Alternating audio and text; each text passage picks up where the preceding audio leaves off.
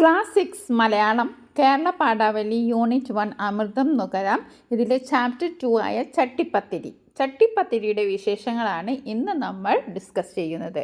Class 6 Malayalam Kerala Padavali chapter 2 Chattipathiri. കൂട്ടുകാരെ, നിങ്ങൾ ബിരിയാണി കഴിച്ചിട്ടുണ്ടോ? നിങ്ങൾക്ക് ബിരിയാണി ഇഷ്ടമാണോ? എന്തെല്ലാം അല്ലേ ബിരിയാണിയിലുള്ളത്? പക്ഷേ ഇന്ന് നമ്മൾ ഉണ്ടാക്കാൻ പോകുന്നത് ചട്ടിപ്പത്തിരിയാണ്.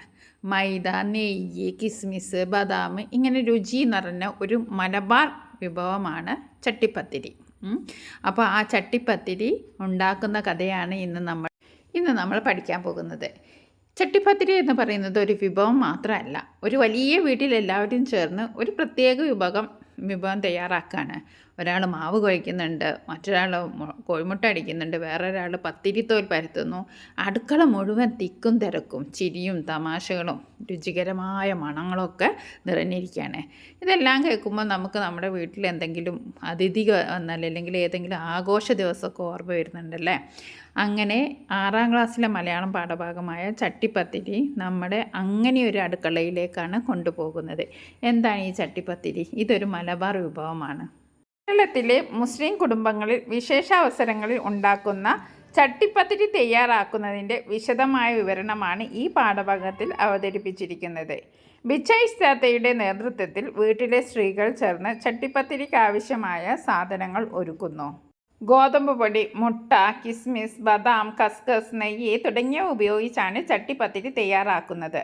മാവ് കുഴയ്ക്കുന്നതിനും പത്തിരിത്തോലുകൾ പരത്തുന്നതിനും വാട്ടിയെടുക്കുന്നതിനും പണ്ടം തയ്യാറാക്കുന്നതും എല്ലാം വളരെ ശ്രദ്ധയോടും ക്ഷമയോടും കൂടെ നടക്കുന്നു. കുട്ടികൾ അടുക്കളയിൽ വന്ന് ബദാമും കിസ്മിസും എടുത്തു തിന്നാൻ ശ്രമിക്കുന്ന രസകരമായ സന്ദർഭങ്ങളും കഥയിൽ കാണാം. എല്ലാ തോലുകളും ക്രമമായി അടുക്കി വെച്ച് പണ്ടവും മുട്ടക്കൂട്ടും ചേർത്ത് വലിയ ചട്ടിപ്പത്തിരി ഉണ്ടാക്കുന്നു. ചട്ടിപ്പത്തിരി നന്നായി വേവണമെന്ന പ്രാർത്ഥനയോടെ ബിച്ചൈസ് താത്ത അത് അടുപ്പിൽ വെക്കുന്നു. ഏറെ സമയവും അധ്വാനവും സ്നേഹവും ചേർന്നാണ് ചട്ടിപ്പത്തിരി തയ്യാറാകുന്നത്. അവസാനം ജോലി പൂർത്തിയായതിൻ്റെ സന്തോഷവും സംതൃപ്തിയും ബിച്ചൈസ് താത്തയുടെ മനസ്സിൽ നിറയുന്നു. അപ്പോൾ കഥ മുഴുവൻ വായിക്കുന്നില്ല, നിങ്ങൾക്ക് ആശയം പിടികിട്ടിയല്ലോ. ഇനി നമുക്ക് പാഠപുസ്തകത്തിലുള്ള ചോദ്യങ്ങൾ നോക്കാം. ചോദ്യങ്ങൾ മുഴുവനായി നമ്മൾ ഡിസ്കസ് ചെയ്യുന്നുണ്ട്. വീഡിയോ അവസാനം വരെ കാണാൻ ശ്രമിക്കുക. ആദ്യത്തെ ചോദ്യം വായിക്കാൻ പറയാം. അടുക്കളയിൽ ചട്ടിപ്പത്തിരി ഉണ്ടാക്കാൻ ഉപയോഗിക്കുന്ന കുറേ ഉപകരണങ്ങളുണ്ട്. ഏതെല്ലാമാണവ? ചട്ടിപ്പത്തിരി ഉണ്ടാക്കാൻ പിന്നാണം, സാൻ, വട്ടപ്പലക, പത്തിരി കുഴൽ, വട്ടച്ചെമ്പ്, കാസ, അടുപ്പ്, പാത്രങ്ങൾ തുടങ്ങിയ ഉപകരണങ്ങൾ ഉപയോഗിച്ചു. ഇനി രണ്ടാമത്തെ ചോദ്യം നോക്കാം. ഏറെ കുട്ടികളുള്ള പുരയാണ്. കുട്ടികളുടെ കൈകൾ എല്ലായിടത്തും എത്തും എന്ന് പറഞ്ഞത് ഏത് സന്ദർഭത്തിൽ? കാരണം എന്ത്? ചട്ടിപ്പത്തിരിക്കുള്ള സാധനങ്ങൾ എണ്ണി നോക്കുമ്പോഴാണ് ഇങ്ങനെ പറഞ്ഞത്. വീട്ടിൽ ധാരാളം കുട്ടികൾ ഉള്ളതിനാൽ അവർ സാധനങ്ങൾ എടുത്തേക്കാം എന്നതിനാലാണ് സൂക്ഷ്മമായി എണ്ണി നോക്കിയത്.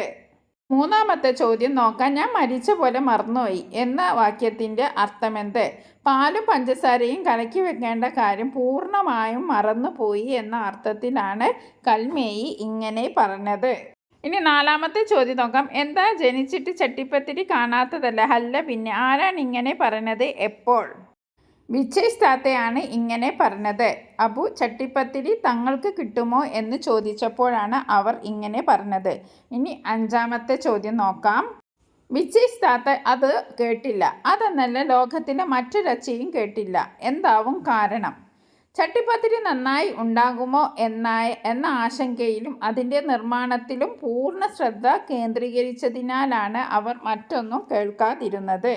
അടുത്ത ചോദ്യം ഇതാണ്. പലഹാരങ്ങളുടെ താജ് പണിത ആ കൈകൾക്ക് ആശ്വാസം തോന്നി എന്ന് പറഞ്ഞിരിക്കുന്നത് എന്തുകൊണ്ട്? ഇവിടെ താജി എന്ന് വിശേഷിപ്പിച്ചിരിക്കുന്നത് എന്തിനെ? ചട്ടിപ്പത്തിരിയുടെ നിർമ്മാണം വിജയകരമായി പൂർത്തിയായപ്പോൾ ബിച്ചൈസ് താത്തക്ക് ആശ്വാസം തോന്നി. ഇവിടെ താജ് എന്ന് വിശേഷിപ്പിച്ചിരിക്കുന്നത് ചട്ടിപ്പത്തിരിയെയാണ്. അടുത്ത ചോദ്യം നോക്കാം. നാടൻ പദങ്ങളും പ്രയോഗങ്ങളും. റാത്തൽ, സേർ, പൊതിയുക, തെരഞ്ഞു പോകുക, മറതി എന്നിങ്ങനെ ഒട്ടേറെ നാട്ടുഭാഷാ പദങ്ങൾ ഈ പാഠഭാഗത്തിലുണ്ട്. പാഠഭാഗത്തെ ഇത്തരം പദങ്ങളും അവയുടെ അർത്ഥവും കണ്ടെത്തി ചാർട്ടിൽ എഴുതി ക്ലാസ്സിൽ പ്രദർശിക്കുക. റാത്തൽ എന്ന് പറഞ്ഞാൽ പഴയ തൂക്കളവാണ്. സേർ പഴയ അളവ് പ്രമാണം. പൊതിരുക കുതിർക്കുക. തെരത്തു പോവുക കേടാകുക, മറതി, മറവി. വാട്ടുക, വാട്ടിയെടുക്കുക. പണ്ടം, ചട്ടിപ്പത്തിരിക്കുള്ള കൂട്ട്. ബേജാർ, വിഷമം. കണക്കാണ്, ശരിയായിട്ടുണ്ട്. കൽബ്, ഹൃദയം അല്ലെങ്കിൽ മനസ്സ്. റാബർ, ശരിയായി. കയ്യാക്കത്ത്, സഹായം. ഇനി അടുത്ത ചോദ്യം ഇതാണ്. താജ് പണിയുന്ന താത്ത. പലഹാരങ്ങളുടെ താജ് പണിയുന്ന ബിച്ചൈസ് താത്തയെ ഈ കഥ വായിക്കാത്ത കൂട്ടുകാർക്ക് പരിചയപ്പെടുത്തുന്നതിനായി ഒരു കത്തെഴുതൂ. സ്ഥലത്തിൻ്റെ പേര് എഴുതുക, എന്നിട്ട് ഡേറ്റ് എഴുതുക, എന്നിട്ട് പ്രിയ കൂട്ടുകാരല്ലെങ്കിൽ കൂട്ടുകാരൻ്റെ പേര് എഴുതുക. സുഖമാണല്ലോ. ഞാൻ അടുത്തിടെ ചട്ടിപ്പത്തിരി എന്ന പാഠഭാഗം വായിച്ചു. അതിലെ പ്രധാന കഥാപാത്രമാണ് ബിച്ചൈസ് താത്ത.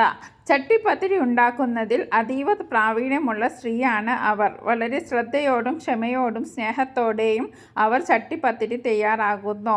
ഓരോ ഘട്ടവും കൃത്യമായി ചെയ്യുകയും മറ്റുള്ളവരെ ജോലികൾ പഠിപ്പിക്കുകയും ചെയ്യുന്നു. ചട്ടിപ്പത്തിരി നന്നാകണമെന്ന പ്രാർത്ഥനയോടെ പ്രവർത്തിക്കുന്ന അവരുടെ ആത്മാർത്ഥത നമ്മെ ആകർഷിക്കുന്നു. കഥയുടെ അവസാനം ചട്ടിപ്പത്തിരിയെ പലഹാരങ്ങളുടെ താജ് എന്നാണ് വിശേഷിപ്പിക്കുന്നത്. അത്രയും മനോഹരവും രുചികരവുമായ ചട്ടിപ്പത്തിരി ഉണ്ടാക്കിയ ബിച്ചൈസ് താത്ത അധ്വാനത്തിൻ്റെയും സമർപ്പണത്തിൻ്റെയും മാതൃകയാണ്. സമയം കിട്ടുമ്പോൾ ഈ പാഠം വായിക്കണം. സ്നേഹപൂർവ്വം, അമൽ. ഇനി അടുത്തത് ഒരു സംവാദം എഴുതാനാണ്. സംവാദ വിഷയം അടുക്കള ആരുടേതാണ്. എല്ലാത്തിനും ഞാൻ തന്നെ വേണമെന്ന് വെച്ചാൽ നിങ്ങളൊക്കെ ഇതൊക്കെ പഠിക്കണ്ടേ? എല്ലാ കാലത്തും ചട്ടിപ്പത്തിരി ചുടാൻ ഉമ്മ ഉണ്ടാവുമോ? ബിച്ചൈസ് താത്ത തൻ്റെ പെൺമക്കളോട് പറയുന്ന ഈ വാക്കുകൾ ശ്രദ്ധിച്ചിരിക്കുമല്ലേ? ആൺകുട്ടികൾക്കും ഇത് ബാധകമല്ലേ? അടുക്കള എന്ന കവിതയിൽ ആരു മറന്നു വെച്ചു ഈ അടുക്കള? ഒരു പക്ഷേ എൻ്റെ അമ്മയുടെ അമ്മയുടെ അമ്മയുടെ ജീവിച്ചിരിക്കാൻ പോലും ഇടമില്ലാത്ത അമ്മയുടെ അമ്മയായിരിക്കാം എന്ന വരികളും ഇതിനോട് ചേർത്ത് വായിക്കേണ്ടതാണ്. നിങ്ങളുടെ അഭിപ്രായം യുക്തിപൂർവ്വം അവതരിപ്പിക്കാനായി അടുക്കള ആരുടേതാണ് എന്ന വിഷയത്തിൽ ഒരു സംവാദം സംഘടിപ്പിക്കുക. അപ്പോൾ ഒരു സംവാദം എന്ന് പറയുന്നത് അതിൽ അനുകൂലവാദങ്ങളും പ്രതികൂലവാദങ്ങളും അതേപോലെ ഈ സംവാദം നിയന്ത്രിക്കാനായിട്ട് ഒരു മോഡറേറ്ററും ഉണ്ടാവും. അപ്പോൾ നമുക്കൊന്ന് നോക്കാം. നാരകൻ. ഇന്നത്തെ സംവാദ വിഷയം അടുക്കള ആരുടേത് എന്നാണ്. അടുക്കള സ്ത്രീകളുടെ മാത്രം ഉത്തരവാദിത്തമാണോ അതോ കുടുംബത്തിലെ എല്ലാവരുടെയും ഉത്തരവാദിത്തമാണോ? നമുക്ക് കേൾക്കാം. അപ്പോൾ ഒന്നാമത്തെ വിദ്യാർത്ഥി അനുകൂലമായ നിലപാടാണ് പറയുന്നത്. ഏതാണെന്ന് നോക്കാം. പണ്ട് കാലം മുതൽ വീട്ടിലെ ഭക്ഷണം തയ്യാറാക്കുന്നതും അടുക്കള കാര്യങ്ങളും സ്ത്രീകളാണ് കൂടുതലായി ചെയ്തിരുന്നത്. അതുകൊണ്ട് പലരും അടുക്കള സ്ത്രീയുടേതാണെന്ന് കരുതുന്നു.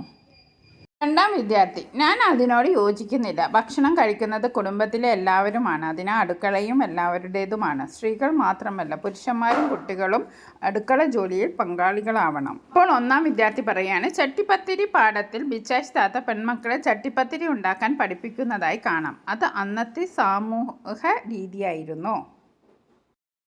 എന്നാൽ ഇന്നത്തെ കാലത്ത് ആൺകുട്ടികളും പാചകം പഠിക്കേണ്ടതുണ്ട്. അടുക്കള കവിതയിൽ സ്ത്രീകൾ തലമുറകളായി അടുക്കളയിൽ ഒതുങ്ങിപ്പോയ ജീവിതത്തെക്കുറിച്ചുള്ള ചിന്ത കാണാം. അവതാരകൻ. ഇരുവാദങ്ങളും കേട്ടപ്പോൾ ഒരു കാര്യം വ്യക്തമാണ്. അടുക്കള സ്ത്രീകളുടെ മാത്രം ഇടമല്ല. കുടുംബത്തിലെ എല്ലാവരും ഉത്തരവാദിത്തം പങ്കുവെക്കേണ്ട ഇടമാണ് അടുക്കള.